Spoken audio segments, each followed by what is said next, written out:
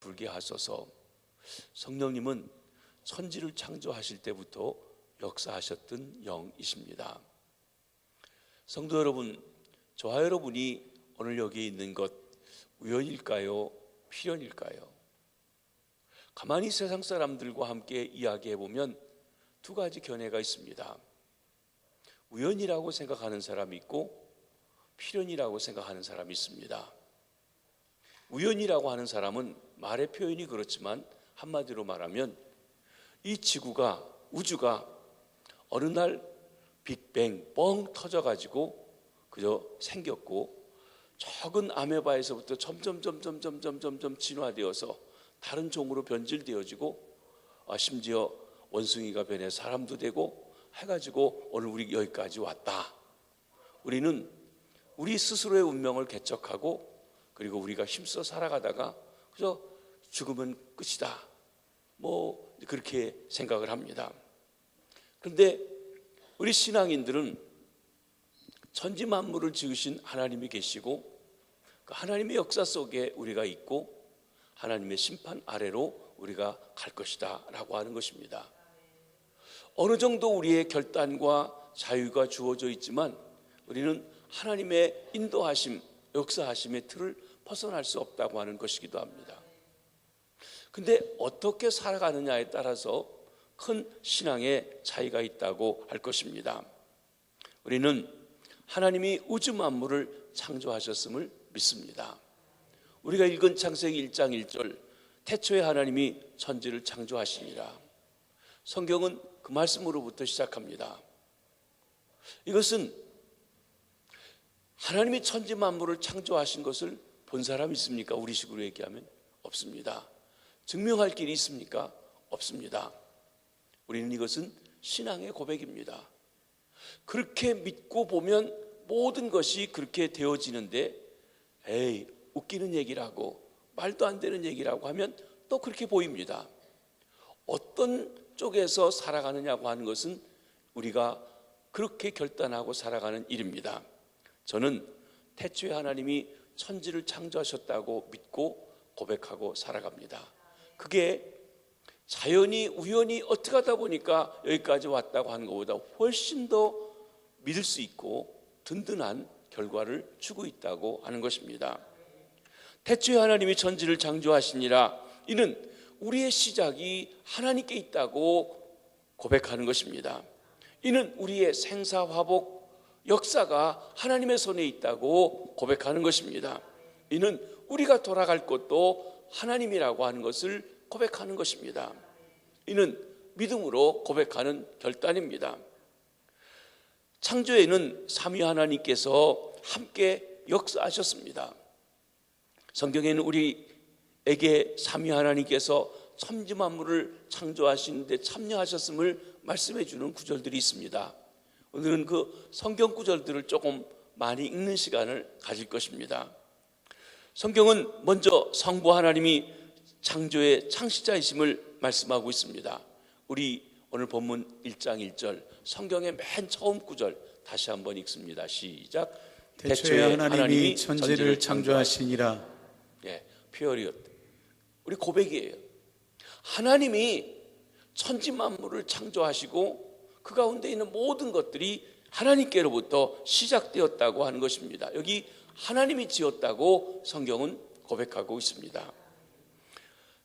창조에 대한 신앙이 성경에 많이 나오는 것은 아닙니다. 창세기 일부분과 이사야서 40장 이후에 많이 나타나고 있습니다. 이사야서 40장 12절 말씀을 한번 보시겠습니다. 시작. 누가 손바닥으로 바닷물을 헤아렸으며 뼘으로 하늘을 쟀으며 땅의 티끌을 되에 담아 보았으며 접시 저울로 산들을 막대 저울로 언덕들을 달아 보았으랴. 참 재미있는 표현입니다. 이 이사야서 40장 이후의 말씀들은 바벨론의 신들과 바벨론에 포로 잡혀가서 절망하고 있는 백성들에게 그 하나님과의 관계 속에서 이야기합니다. 바벨론의 신, 벨신, 느보신, 사람들이 더우면 추우면 나무를 잘라가지고 그걸로 불로 떼서 먹게 하기도 하고, 배가 고프면 그걸 잘라가지고 떡을 만들어 먹기도 하고, 그리고 또 그 나무를 잘라서 벨신을 만들고 느보신을 만들고 거기다 절하고, 그 신을 수레에다 끌고 다니면서 절하고 우리에게 복 달라고 하는 그 신이 참신이냐? 아니다고 하는 것이에요. 여호와 하나님, 천지 만물을 창조하신 하나님이 참신이다. 그러면서 여기 뭐라고 했습니까? 누가 손바닥으로 바닷물을 세어보았느냐? 여러분, 바닷물이 몇 대쯤 될까요? 세어보셨습니까? 우리 몰라요. 근데 하나님은 아신다는 말씀입니다. 뼘으로 하늘을 재봤느냐? 하늘이 몇 뼘쯤 됩니까? 지금 우주가 발달한 면에서 보면요, 이 우주 전체를 지나가는데 빛의 속도로도 몇백만 년 가야만 될 만큼 크고 창대하고 거대하다고 이야기하고 있습니다. 근데 그것이 어떤 질서 속에 아주 질서정연하게 움직여가고 있습니다. 우연일까요? 우연이라고 말하기는, 뻥 터져서 그렇게 됐다고 하는 것은 과학자들은 그렇게 말하지만, 저는 그렇게 말하는 우연보다는 그 모든 것을 다스리시는 하나님이 계시다는 것이 훨씬 더 믿어진다는 것입니다. 그러면서 여기 만장대가 있는데 만장대가 몇 근쯤 되는지 달아보셨습니까? 아주 재미있는 표현이에요. 지구가 여러분이 아시다시피 공중에 떠 있어요. 몇 근쯤 될까요? 얼마가 될까요? 지금 과학적으로 다 무게가 얼마쯤 되고 다 알 수 있습니다. 그게 얼마나 되는지 아느냐? 만드신 분이 아신다는 표현을 말씀하고 있습니다. 하나님이 지으셨습니다. 이사야 44장 24절 한번 보시겠습니다. 시작. 내 구속자여, 모태에서 너를 지은 나 여호와가 이같이 말하노라. 나는 만물을 지은 여호와라. 홀로 하늘을 폈으며 나와 함께 한 자 없이 땅을 펼쳤고. 네 구속자여, 너를 죄에서 건져내셨고 애굽에서 건져내셨고 세상에서 건져내신 구속자여, 모태에서 너를 지은 나 여호와. 추석 때, 추석이라고 하는 것 중에 우리 한국 사람들은 조상님들의 은공에 우리가 먹고 살으니까 조상님들에게 절해서 감사해야 된다. 이게 추석의 본질적인 뜻입니다. 추석 때 온 가족들이 모여가지고 조상님 이름을 붙여가지고 방을 써서 붙이고, 자, 어떤 할아버지 오신다, 절해라 하고 절하고, 할아버지 감사합니다, 이렇게 우리 부유하게 해주셔서 합니다. 그런데 성경은 뭐라고 하냐면요, 어머니 뱃속에 있을 때 나를 지으신 분이, 나를 이렇게 만드신 분이 하나님이시라고 말씀하세요. 하나님께서 우리 어머니 아버지를 써서 날 만드신 건 사실인데, 내가 우리 아들 둘을 낳을 때 보니까 우리가 한 건, 죄송합니다, 사랑한 것밖에 없어요. 아들을 낳고 싶다, 아기를 낳고 싶다. 그런데 딸 낳고 싶었는데 아들만 둘 낳고요. 그래서 딸도 못 낳고. 그런데 여러분, 큰 아들도 작은 아들도 내 마음대로 된 게 없어요. 주신 대로 받았어요. 분명히 아빠의 얼마 닮고 엄마 닮고 이 섞었는데 어떤 비율로 어떻게 섞었는가? 여기 어머니들 하신 사람 있습니까? 아버지들 하신 사람 있습니까? 없어요. 내가 만드는 거 아무것도 없어요. 하나님이 절 하실 때 우리 가족에 있는 당뇨 유전 그거 좀 빼놓고 하시면 얼마나 좋으셨을까? 근데 가족 그거 이거 하는 것도 부분적으로 또 우리가 유전 받아요. 안 받는 사람도 있지만 말이죠. 그러니까 우리를 지으셨어요. 시편 기자는 우리를 지으시되 신묘막측하게 지으셨다. Wonderfully, fearfully made 그랬습니다. 하나님께서 우리를 모태 중에서 지었는데 그 하나님이 홀로 하늘을 폈다. 나와 함께 한 자가 없다. 하나님이 하늘, 즉 하늘들입니다. 히브리 문자로 보면. 그러니까 여러분, 우리 하늘만 아니라 그 하늘의 하늘들 모든 우주 만물을 다 지으셨다고 말씀하고 있습니다. 자, 같은 이사야서의 45장 12절 말씀을 보겠습니다. 시작. 내가 땅을 만들고 그 위에 사람을 창조하였으며 내가 내 손으로 하늘을 펴고 하늘의 모든 군대에게 명령하였노라. 예, 내가 땅을 만들었다. 사람을 창조해서 그 가운데 있게 했다. 내가 내 손으로 하늘을 폈다. 하늘의 군대, 천군 천사들도 내가 허령하고 있다 말씀하십니다. 이사야 40장 28절을 보십니다. 시작. 너는 알지 못하였느냐 듣지 못하였느냐 영원하신 하나님 여호와 땅끝까지 창조하신 이는 피곤하지 않으시며 곤비하지 않으시며 명철이 한이 없으시며. 예, 영원하신 하나님 어제나 오늘이나 영원토록 동일하세요. 우리는 100년 정도 길게 잡아서 살다 갑니다. 그런데 우리 하나님은 태초부터 계셔서 영원까지 계세요. 그 영원이란 시간을 우리 개념으로는 말은 하지만 이해할 수가 없어요. 우리가 나중에 영원에 들어가서 깨달을 수 있을 뿐입니다. 근데 그렇기 때문에 우리에게는 과거이고 옛날이고 하지만 미래이지만 하나님의 시간에는 언제나 현재뿐이에요. 왜? 다 그 눈 안에 있다는 것이에요.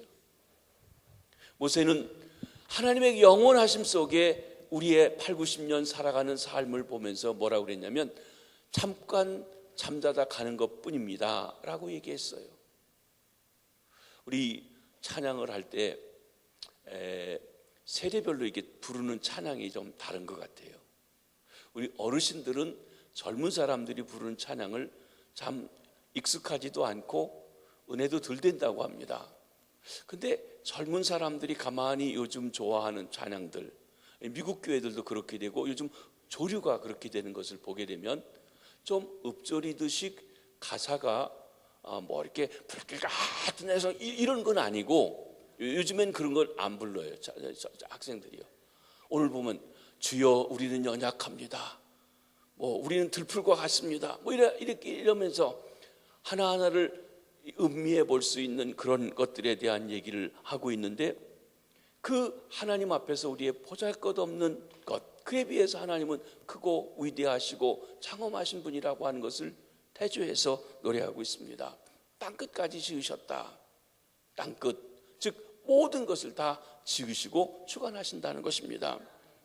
근데 우리는 피곤해요. 제가 가만히 보니까요, 금요일 날 저녁에 여러분 오시기 전에 일하고 오셔서 바로 오시면 피곤하시지만 좀 시간을 정리하실 수 있다고 하면 오시기 전에 한숨 좀 주무시고 오시면 금요 영성 집회가 훨씬 은혜스러울 겁니다. 찬송을 불러도 왜 자꾸 빨리 안 끝내고 이렇게 길게 부르지 안 하시고 잘 하실 수 있어요. 피곤하니까 그러신 것 같아요. 우리 사람은 피곤해요. 피곤해 자야 돼요. 끝나고 가셔서 또 주무셔야 돼요. 피곤해요. 피곤을 풀어야 돼요. 그런데 하나님은 피곤하시지 않아요. 그러니까 졸 필요도 없고 주무실 필요도 없어요. 우리가 자는 동안에도 우리를 지켜주시고 돌보시는 분이십니다. 우리는 아무리 생각해도 명철이 제한되어 있는데 하나님은 명철이 아니 없다고 그랬습니다. 우리의 가장 잘하는 것이 하나님의 가장 못하는 것보다 못하다고 하셨습니다. 그 하나님이 저와 여러분을 지으시고 우주 만물을 지으셨다고 말씀하시는 것입니다. 하나님이 천지 만물을 창조하셨다고, 성부 하나님이 지으셨다고 말씀하십니다. 그런데 성경의 또 다른 구절들을 보면 성자 하나님, 즉 우리 주님 예수 그리스도께서 창조 사역에 함께 하셨음을 말씀하고 있습니다. 가장 대표적인 것이 요한복음 1장 3절입니다. 함께 보십니다. 시작. 요한복음 1장 3절 시작. 만물이 그로 말미암아 지은 바 되었으니 지은 것이 하나도 그가 없이는 된 것이 없느니라. 요 앞에 말씀은 태초의 말씀이 계시니라. 그 말씀이 하나님과 함께 계셨고 그 말씀이 하나님이신 한 말씀 로고스에 대한 얘기를 하십니다. 그리고 만물이 그 로고스로 말미암아 지은 바 되었으니 지어진 모든 것이 그가 없이는 된 것이 없다. 로고스, 그분이 바로 우주 만물을 창조하신 창조에 함께 하셨다고 하셨습니다. 그 말씀이 육신이 되어 이 땅에 오신 분이 우리 주님 예수 그리스도십니다. 그러니까 예수님이 이 땅에 오시기 전 태초에 바로 천지창조에 함께 하셨음을 말씀하는 것입니다. 고린도전서 8장 6절 말씀도 함께 보시겠습니다. 시작. 그러나 우리에게는 한 하나님 곧 아버지가 계시니 만물이 그에게서 났고 우리도 그를 위하여 있고 또한 한 주 예수 그리스도께서 계시니 만물이 그로 말미암고 우리도 그로 말미암아 있느니라. 예. 여기 하나님 아버지가 모든 우주 만물을 지으셨는데 동시에 한 주님 예수 그리스도께서 계시는데 모든 만물이 그로 말미암아 됐고 우리도 그로 말미암아 되었다고 그랬어요. 즉 아버지의 창조 속에 예수님께서 함께 하셨음을 말씀해 주고 있는 것입니다. 골로새서 1장 15절로 17절 말씀을 한번 보십니다. 시작. 그는 보이지 아니하는 하나님의 형상이시요 모든 피조물보다 먼저 나신 이시니 만물이 그에게서 창조되되 하늘과 땅에서 보이는 것들과 보이지 않는 것들과 혹은 왕권들이나 주권들이나 통치자들이나 권세자들이나 만물이 다 그로 말미암고 그를 위하여 창조되었고 또한 그가 만물보다 먼저 계시고 만물이 그 안에 함께 섰느니라. 여기 그는 예수 그리스도를 이야기하는 중에 대명사로 시작했습니다. 그 앞에 있는 부분 예수 그리스도를 말씀합니다. 예수 그리스도는 보이지 아니하시는 형상, 하나님의 형상이다. 영이신 하나님이 사람으로 오신 분이 예수 그리스도시라고 했습니다. 만물이 그에게 창조되었습니다. 하늘, 땅, 보이는 것, 보이지 않는 것, 그리고 이 하늘에 있는 어떤 영적인 존재들 다 그분이 지으셨다고 그랬습니다. 그로 말미암아 만물이 지어졌고 그를 위해서 창조되었다.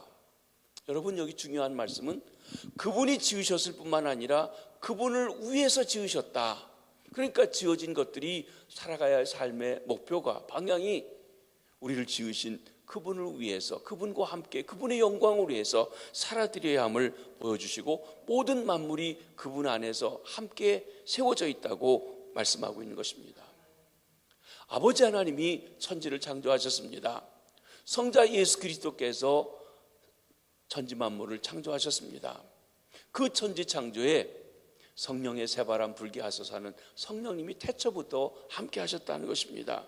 오늘 본문 창세기 1장 2절을 다시 한번 보시겠습니다. 시작. 땅이 혼돈하고 공허하며 흑암이 깊음 위에 있고 하나님의 영은 수면 위에 운행하시니라. 하나님의 영, 창조의 시작에 하나님의 영께 함께 하셔서 여기 땅이 혼돈하고 공허하고 흑암 가운데 있을 때 하나님의 영이 수면 위에 운행하셔가지고 이게 생명의 역사로 옮겨가는 일을 하셨다고 그랬습니다. 오늘 그 말씀을 좀 깊이 생각해 보려고 하는 것입니다. 먼저 그 전에 성령이 역사하심을 또 말씀하고 있는 구절들이 있습니다. 욥기 26장 13절 말씀입니다. 시작. 그의 입김으로 하늘을 맑게 하시고 손으로 날렵한 뱀을 무찌르시사나니. 여기 그의 입김이라고 하셨는데 먼저 성경에는 그의 영이라고 하셨습니다. 그런데 여러분 이 영이라고 하는 루아흐라고 하는 말과 후 하고 부는 입김 또는 바람, 호흡하는 이 숨, 이게 다 똑같이 루아흐예요. 그러니까 그의 입김으로 그의 영으로 같은 표현이라고 할 것입니다. 하나님께서 성령을 통해서 하늘을 맑게 하고 그의 손으로 날렵한 뱀은 마귀를 가리켜 얘기하고 있습니다. 리와에단 그 뱀을 무찔렀다고 하셨습니다. 욥기 33장 4절입니다. 시작. 하나님은 한번 말씀하시고 다시 말씀하시되 사람은 관심이 없도다. 4절인데 14절을 해주셨네요. 제가 잘못 썼나 봅니다. 하나님의 영이 나를 지으셨고 전능자의 기운이 나를 살리셨도다. 하나님의 영이 나를 지으셨다. 전능자의 기운이란 말이 루아흐입니다. 그러니까 전능자의 영이 또한 나를 살리셨다. 나를 지고 살리시는 분이 성령님이시라는 것입니다. 한 군데만 더 봅니다. 시편 104편 30절입니다. 시작. 주의 영을 보내어 그들을 창조하사 지면을 새롭게 하시나이다. 주의 영을 보내사 창조하셨다는 것이에요. 우리가 성령님이 우리에게 역사하시길 간구하실 때 그 성령님은 천지 만물을 창조하셨고 또 우리를 새롭게 창조하시는 창조의 영이 우리에게 역사해 주시기를 소망하고 기원하는 말인 것입니다. 그렇게 지금까지 본 것처럼 만물은 성부 하나님으로부터 성자 하나님을 통해서 성령 하나님 안에서 창조되어진 것입니다. 오늘은 우리 본문을 통해서 창조에 있어서 성령님의 사역과 성령 하나님의 지속적인 창조 사역에 대해서 우리가 살펴보며 은혜를 나누고자 하는 것입니다. 먼저 창조는 혼돈 속에서 질서를 가져온 것입니다. 창조 전의 땅의 상태는 어떠합니까? 오늘 본문 2절 말씀을 다시 한번 읽어보시겠습니다. 시작. 땅이 혼돈하고 공허하며 흑암이 깊음 위에 있고 하나님의 영은 수면 위에 운행하시니라. 여러분, 구체적인 창조가 이루어지기 전에 형태를 이렇게 표현했습니다. 땅이 혼돈하고 공허하며. 이는 하나님께서 창조하신 땅이 아직 생물들이 살기에 적합하지 못한 상태임을 말씀해주고 있습니다. 예레미야 4장 23절에도 보면 보라 내가 땅을 본즉 혼돈하고 공허하며 하늘에는 빛이 없으며, 이 창세기 1장 2절 말씀을 느헤미야도 말씀하고 있는 것입니다. 여기 중요한 단어가 있습니다. 혼돈하고 하는 것입니다. 터후라고 하는 말입니다. 형태가 없다는 것입니다. 형태가 없는 데서 형태를 갖추는 것이 창조입니다. 하나님께서 창조하신 지구, 땅에 생명체가 살 수 있을 정도로 아직은 정돈된 상태가 아님을 보여주고 있습니다. 여러분, 하나님께서 창조하신 천지 창조를 볼 때 처음 사흘 동안은 어떤 틀을 만드신 거예요. 형체를 만들어서 우리가 존재하고 살아갈 수 있는 틀을 만드신 걸로 나옵니다. 위물과 아랫물을 나누시고 아랫물을 또 나누시고 해가지고 거기에 물체들이 살아갈 수 있는 틀을 만드시는 역할들을 처음 3일 동안 하셨다고 하는 것입니다. 즉 형체를 만들어가는 과정입니다. 혼돈 상태에서 질서를 잡아가는 것입니다. 두 번째로는 공허했다고 그랬습니다. 보후라고 한 말인데 empty, 허전하다, 허무하다 하는 것입니다. 비어있다는 것이에요. 비어있는 거 반대는 무엇입니까? 충만한 것입니다. 만족한 것입니다. 미처 아무것도 갖추어지지 않은 적막하고 무가치한 상태를 보여주는 말이 여기 공허하다는 것이에요. 보후라고 하는 말입니다.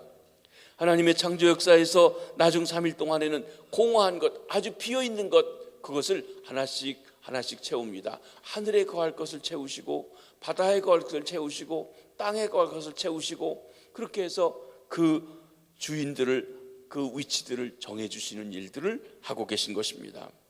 그러기에 혼돈하고 공허하며 라고 하는 말씀에는 하나님이 지으신 땅의 상태가 아직 조화스러운 모습을 갖추지 못하고 있고, 따라서 아무런 생명체도 살고 있지 않은 무질서하고 텅 빈 상태에 있음을 말해주고 있는 것입니다. 흑암이 깊음 위에 있고 그랬습니다. 깊은 바다, 지하의 물의 근원입니다. 그러니까 어떤 생명체가 살기 전에 아주 깊은 물이 존재하고 있었음을 말해주고 있습니다. 거기부터 하나님이 시작했습니다. 흑암, 어둠이 깊음 위에 있다. 이는 하나님의 창조하신 원시 형태의 지구가 물 혹은 물 같은 유동체로 덮여 있는데 사면에는 칠흑 같은 어둠만 있었을 뿐입니다. 빛이 아직 존재하지 않은 것입니다. 그러기에 창조 이전 상태가 땅이 혼돈하고 공허하고 흑암이 깊음 위에 있었다고 그랬는데, 이런 상태에서 창조는 하나님의 영이 운행하심에 따라서 혼돈과 공허가 질서를 잡히고 충만하게 되는 것으로 바뀌어지게 되었습니다. 여기 하나님의 영이 곧 성령님이십니다. 하나님의 영, 루아흐 엘로힘 하는 영이라고 하는 해당하는 말이 루아흐라고 하는 말인데, 신, 바람, 호흡, 영, 숨결 다 그렇습니다. 하나님의 호흡, 하나님의 영이에요. 하나님의 숨결 그렇습니다. 성령님은 바람에 비유되기도 했습니다. 그런데 바람이란 단어와 성령이라고 하는 단어가 같은 단어인데, 똑같은 바람을 구분하기 위해서 성령에는 거룩한이란 홀리라고 하는 하기오스라고 하는 그 말을 덧붙이고 있습니다. 신약 성경에도 그렇습니다. 신약 성경에서 성령님의 역사, 성령님을 바람의 역사로 설명하고 있는 것이 요한복음 3장에 니고데모가 왔을 때 내가 물과 성령으로 거듭나지 않으면 하나님 나라에 들어갈 수 없다고 말씀하시면서 시작합니다. 한번 그 말씀들을 봅니다. 요한복음 3장 5절 시작. 예수께서 대답하시되 진실로 진실로 내게 이르노니 사람이 물과 성령으로 나지 아니하면 하나님의 나라에 들어갈 수 없느니라. 네. 육으로 난 것은 육이요 영으로 난 것은 영이니. 예. 먼저 사람이 물과 성령으로 다시 나지 아니하면 하나님 나라에 들어갈 수 없다고 그랬어요. 우리는 그것이 세례라고 봅니다. 물 세례, 성령 세례. 성령 세례를 받으려고 하면 성령께서 내게 역사하셔서 하나님의 우리를 위해서 행하신 일을 깨달아 알고 믿어지게 해서 고백함으로 말미암아 얻어지는 것입니다. 바로 성령이 우리를 품어주실 때 이루어지는 것입니다. 부모님을 따라 난 육으로 난 것은 육이에요. 성령을 통해 난 것이 영이고, 성령을 통해 난 사람이, 그 사람이 거듭난 사람으로 하나님 나라에 들어갈 사람이라고 한 것입니다. 자, 그런데 이렇게 영으로 나는 일은 바람이 부는 것과 같아가지고 우리가 알지 못할 신비로움이 있다고 그랬습니다. 8절 말씀을 한번 보십니다.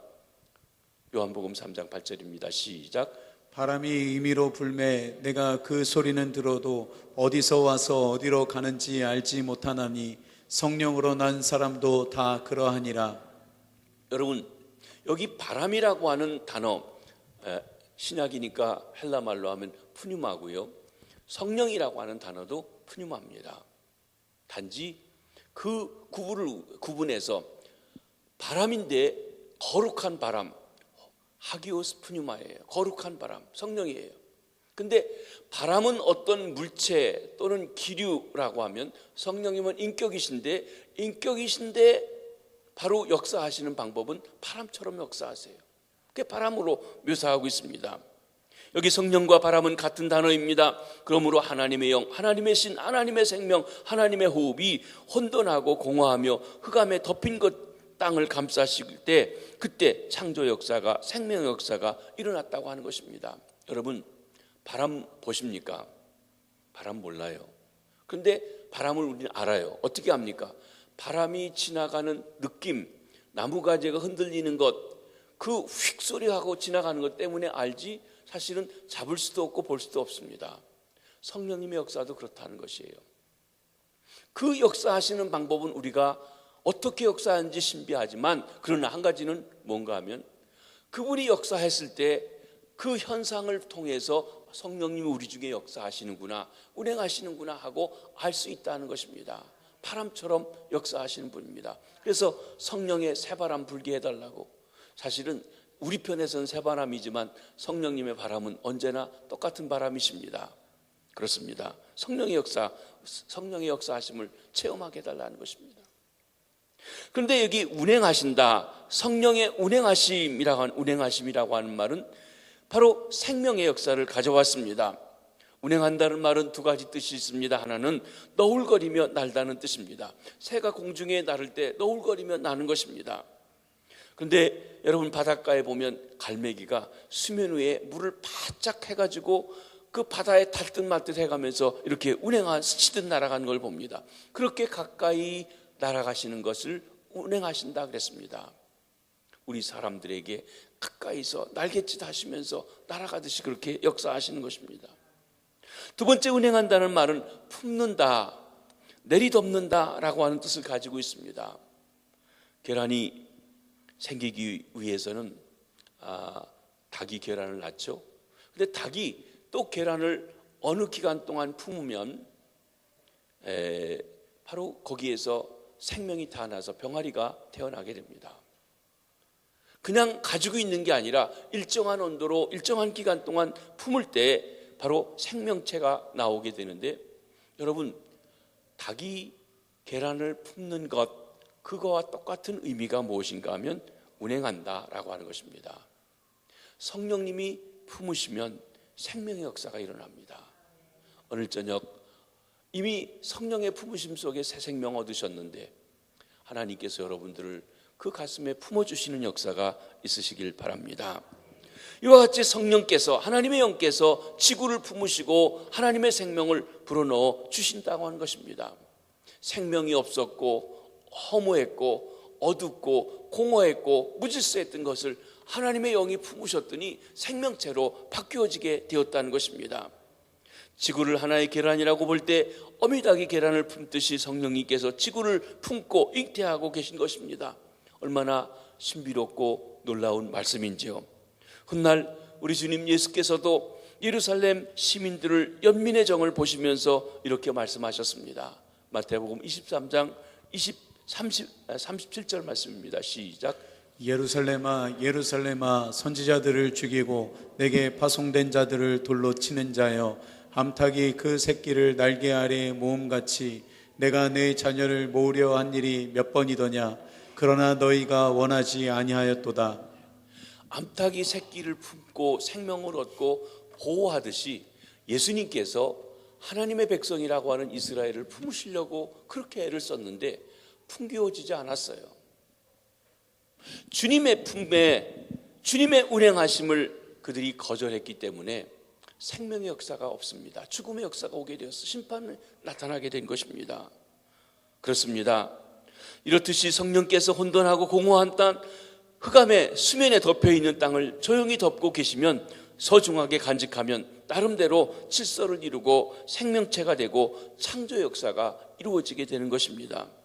그런데 이 말씀은 자연 세계에서만 되어지는 말씀이 아니라 인간 사회에서 우리 하나하나의 생명이 이루어지는데도 같이 역사하며 성령께서 품어주셔야 생명이 일어난다고 하는 것입니다. 하나님의 영은 지금도 운행하십니다. 저와 여러분 속에 운행하십니다. 우리가 생명 얻었다는 것은 성령님이 우리를 품어주셨다는 것을 말씀하는 것입니다. 우리 새가족들을 할 때, 우리가 예비신자를 작성할 때 사실 어떻게 보면 이렇게 품고 있는 거예요. 예비신자라고도 합니다. 내 속에 그 신자를 지금 품고 있어요. 아기 낳으려고 가지고 있기도 하고 또 알을 품고 있듯이 말이죠. 근데 우리가 품어가지고는 안 되는데 성령께서 품어주시면 그들에게 생명의 역사가 일어난다는 것입니다. 어미새가 새 생명의 탄생을 열망하며 알을 소중히 감싸 안듯이 하나님께서 자기 형상대로 지음받은 인간들, 그런데 하나님을 모르고 무질서 가운데 있고 혼돈 가운데 있고 절망과 낙심 가운데 있는 그 인간들에게 새 생명 주시고 질서를 주시고 그리고 영원한 생명을 주시기 위해서 성령으로 너풀거리면서 그들을 품고 계시다고 하신 것입니다. 이는 상징적인 의미에서 하나님이 찾아오시기 전 우리의 삶이 혼돈스럽고 공허하고 마치 흑암에 거하는 것 같이 무질서하지만 하나님께서 성령으로 역사하실 때 영생을 얻으며 참된 기쁨과 질서를 찾는 것과 같은 것입니다. 여러분, 우리가 왠지 모르게 자꾸 혼돈 가운데 있다면 지금 하나님의 영과 관계없이 내 마음대로 살아가고 있는 것이 아닌지 돌아보시기 바랍니다. 내가 뭔지 만족하고 기쁘고 즐겁지 않고 공허해요. 뭔가를 했는데 허전해요. 허무한 것 같아요. 그렇다고 하면 하나님의 영이 우리와 함께 하시는지 보셔야 합니다. 내가 어둠에 거하듯이 무엇을 해야 할지 어디로 가야 할지 깜깜합니다. 그렇다면 하나님의 영이 우리와 함께 하는지 돌아보셔야 합니다. 하나님은 혼미해 있는 인생들을 찾아주십니다. 바울 사도는 하나님을 알지 못하는 인생들의 마음이 혼미하다고 그랬어요. 저와 여러분이 이미 하나님을 아는 관점에서 알기 전의 모습을 생각하든지 지금 하나님을 알지 못하는 우리의 친구들을 한번 생각해 보시면서 고린도후서 4장 3절로 6절 말씀을 한번 읽어보시겠습니다. 시작. 만일 우리의 복음이 가리었으면 망하는 자들에게 가리어진 것이라. 그 중에 이 세상의 신이 믿지 아니하는 자들의 마음을 혼미하게 하여 그리스도의 영광이 복음의 광채가 비치지 못하게 함이니 그리스도는 하나님의 형상이니라. 우리는 우리를 전파하는 것이 아니라 오직 그리스도 예수의 주되신 것과 또 예수를 위하여 우리가 너희의 종된 것을 전파함이라. 어두운 데에 빛이 비치라 말씀하셨던 그 하나님께서 예수 그리스도의 얼굴에 있는 하나님의 영광을 아는 빛을 우리 마음에 비추셨느니라. 우리가 복음을 전하는데 받는 사람이 있는 반면에 받지 않는 사람이 있어요. 받는 사람은 하나님의 역사하심을 받아들였기에 택하심을 알고 감사합니다. 근데 받지 않는 사람들은 왜 받지 않느냐? 그 사람들이 망할 사람이라는 것입니다. 세상의 신, 귀신, 마귀가 그들에게 역사해서 미혹하게 해서 믿지 않냐는 그 신을 주어서 마음이 혼미하게 했다는 거예요. 오늘 우리 기도하면서 야림 목사님 라스베가스에 한 참 이렇게 나이 드신 분이 말이죠, 기관총을 가지고 공연하는데 무대 안으로 쏴가지고 500명이 넘게 다치고 50명이 넘게 죽는 일이 일어난 걸 봤어요. 근데 그 사람이 IS에 가입했다고 하는 것입니다. 여러분, 이슬람교에 들어가면 이슬람 사람들은 그렇게 사람을 죽이면 그게 공적이 되어서 자기 죄를 사함받을 뿐만 아니라 자기들이 말하는 천국에 가고 자기 식구들도 구원할 수 있는 공적이 된다고 합니다. 미혹받은 거죠. 말도 안 되는 얘기인데 그렇게 합니다. 그 사람들은 철저히 그렇게 믿기 때문에 그런 끔찍한 일을 하고도 떳떳이 하고 죽어도 아주 당당하게 죽는 거예요. 여러분, 얼마나 미혹되어 있는지 보여줍니다. 미혹됐다는 게 뭡니까? 거짓에 사로잡혀 있는 것이에요. 우리가 하나님에 대해서 얘기해줘도 믿지 않는 사람들은요, 거짓 영, 마귀에게 미혹되어 있기 때문에 웃음거리가 된다는 것이에요. 받아들이려고 하지 않는다는 것입니다. 마치 빛이 있기 전에 깜깜한 세상처럼 깜깜하기 때문에 구분하지 못해서 자기 마음대로 판단하는 것이에요. 하나님의 영광을 아는 빛이 우리 마음에 들어오면 하나님을 알고 하나님 안에서 새로운 질서가 되는데 알지 못하게 되어져 있다는 것입니다. 그렇습니다. 저와 여러분이 그 빛을 받아 알게 된 것을 감사하면서 알지 못하고 미혹 가운데 있고 어둠 가운데 있는 이들에게 이 빛을 전해주려고 하는 것이에요. 근데 그들은 자기 나름대로 악한 영이 딱 그 마음을 잡고 있어서 오히려 우리 보고 미쳤다고 얘기한다는 것이에요. 이게 복음 전에도 안 받아들이는 이유, 바로 미혹의 영이 그들의 마음을 어둡게 하고 있기 때문에 그렇다고 했습니다. 여기 보면 세상의 신 사탄 마귀가 사람들의 마음을 혼미케 해서 하나님을 알지 못하고 하고 있음을 봅니다. 하나님의 복음으로 새 생명을 얻지 못하도록 하는 것입니다.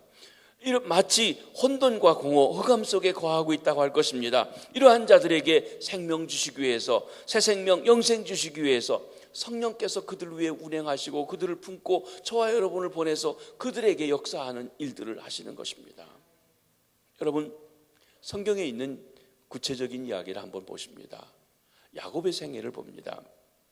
야곱이 아버지를 속이고 형 에서를 속이고 창자권을 얻었지만 그 집에 살 수 없어서 자기가 살고 있는 브에셀바를 떠나서 하란으로 가는 길입니다. 야곱은 어둠 속에 있었습니다. 장자권을 빼앗긴 형에게 에서가 그를 쫓아와서 죽일지 모른다는 두려움이 그에게 가득 있었습니다. 어두운 밤에 지척을 분별할 수 없어서 그에게 어둠 가운데 오는 두려움이 그의 마음에 있었습니다. 그리고 그가 지금 외삼촌의 집을 가고 있지만 제대로 갈는지 찾을는지 내 앞이 어떻게 될는지 깜깜한 미래 때문에 그는 두려워하고 불안해하고 있었던 것입니다. 그때 하나님께서 꿈속에서 그를 찾아주셨습니다. 오늘 본문의 말씀대로 하면 하나님의 영이 그 위에 운행하셨다는 것이에요. 그를 품어주시는 것입니다. 그리고 말씀하시고 계십니다. 창세기 28장 13절로 15절 말씀을 한번 보시겠습니다. 시작. 또 본즉 여호와께서 그 위에 서서 이르시되 나는 여호와니 너희 조부 아브라함의 하나님이요 이삭의 하나님이라. 내가 누워있는 땅을 내가 너와 내 자손에게 주리니 내 자손이 땅의 티끌같이 되어 내가 서쪽과 동쪽과 북쪽과 남쪽으로 퍼져나갈지며 땅의 모든 족속이 너와 내 자손으로 말미암아 복을 받으리라. 내가 너와 함께 있어 내가 어디로 가든지 너를 지키며 너를 이끌어 이 땅으로 돌아오게 할지라.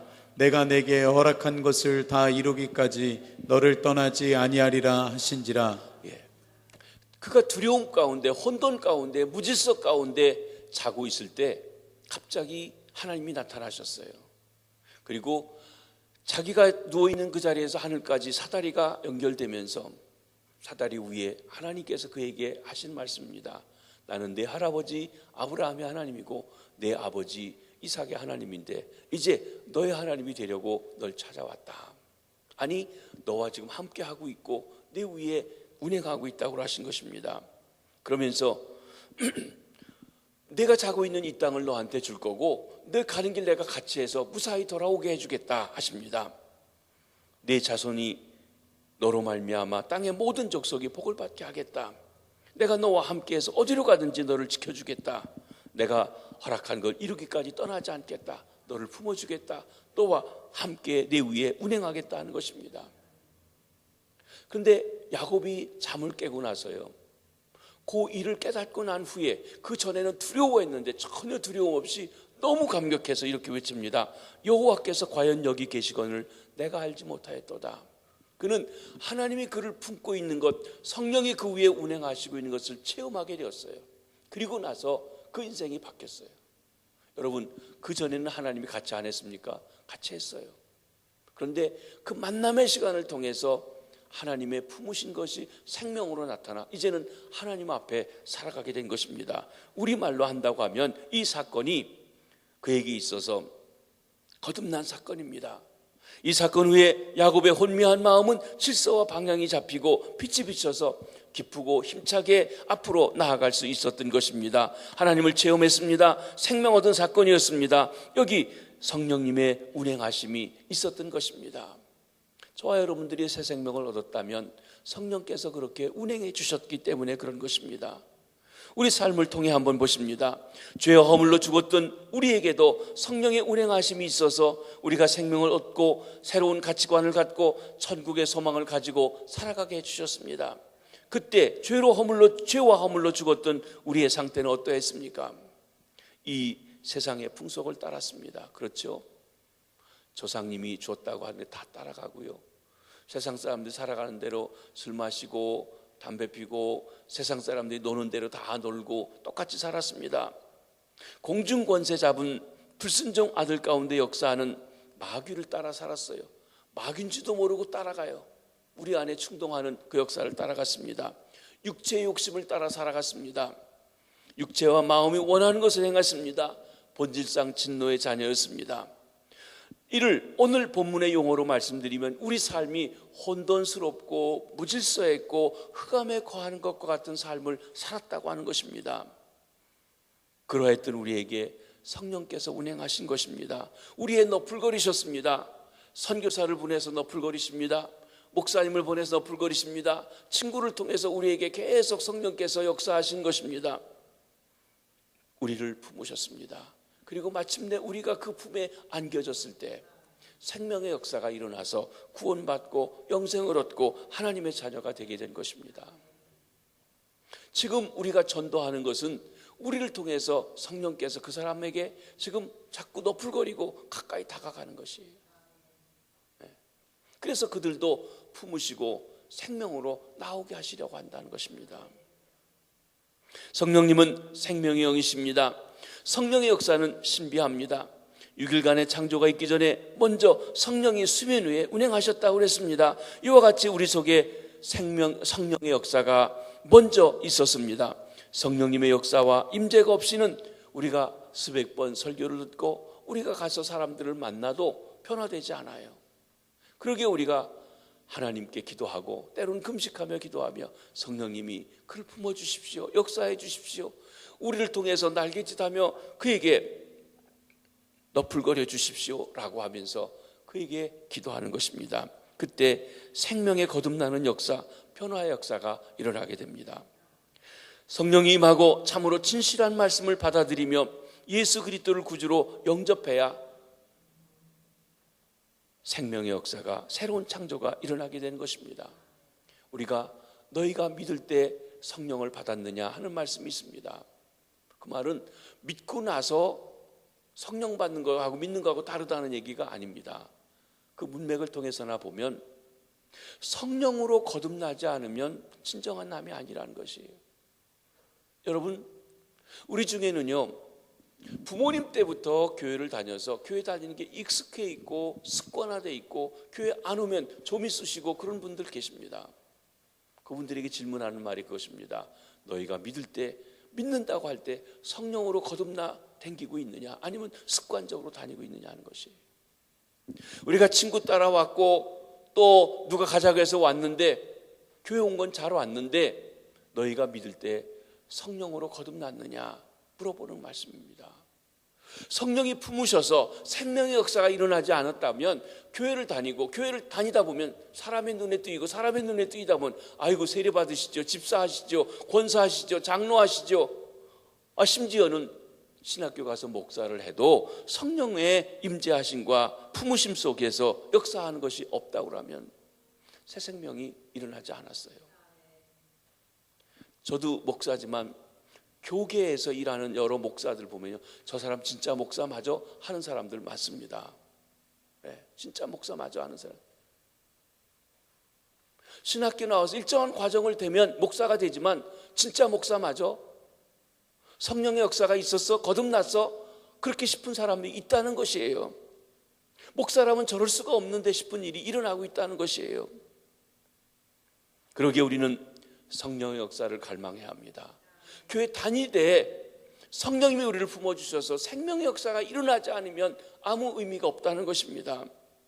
성령의 임재와 역사를 간구해야 합니다. 그러나 성령의 역사하시는지는 말로 설명할 수 없는 신비로운 거에 바람이 어디로부터 와서 어디로 가는지 우리가 알지 못하는 것처럼 말입니다. 예수님께서 그렇게 말씀하셨습니다. 요한복음 3장 8절을 한번 보시겠습니다. 시작. 바람이 임의로 불매 내가 그 소리는 들어도 어디서 와서 어디로 가는지 알지 못하나니 성령으로 난 사람도 다 그러하니라. 우리가 성령님을 주관할 수 없어요. 성령의 역사가 신비로워요. 그렇기 때문에 우리는 그분이 우리를 사용해 주시고 역사해 주시고 우리 속에 우리 위에 운행해 주시기를 구하는 것입니다. 땅이 혼돈하고 흑암이 그 수면 위에 가득할 때 하나님의 영 성령이 운행하심으로 창조를 시작하심 같이 신비한 것입니다. 성령의 능력은 무한합니다. 그리고 창조를 완성하셨습니다. 하루 이틀 만에 창조하신 것이 아니라 6일 동안 창조를 완성하셨습니다. 그와 같이 우리 위에 운행하시는 성령님께서 시작하신 새 창조를 반드시 이루게 될 줄 믿습니다. 성령의 역사하심으로 우리가 생명을 얻은 것입니다. 창조 역사가 있는 곳에 성령의 운행하심이 있습니다. 옛 창조도 그랬고 우리의 삶과 영혼에 이루어지는 새 창조도 성령이 운행해 주셔야 하는 것입니다. 성령님의 능력은 무한합니다. 성령님의 지혜는 무궁합니다.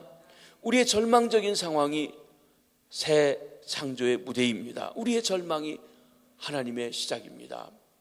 여러분, 절망 가운데 있습니까? 혼돈 가운데 있습니까? 무질서함 가운데 있습니까? 정말 어떻게 헤쳐나가야 될지 깜깜합니까?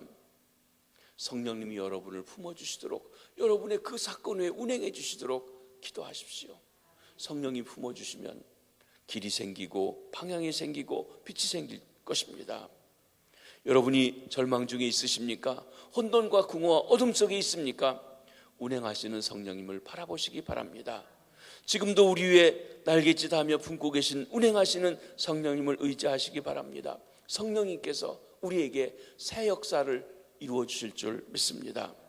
성령님의 운행하심으로 놀라운 새 역사를 맛보며 강건하게 살아가시는 주님의 백성들 다 되시기를 주의 이름으로 축복합니다. 우리 찬송 같이 하나 부르시겠습니다. 아버지 사랑합니다.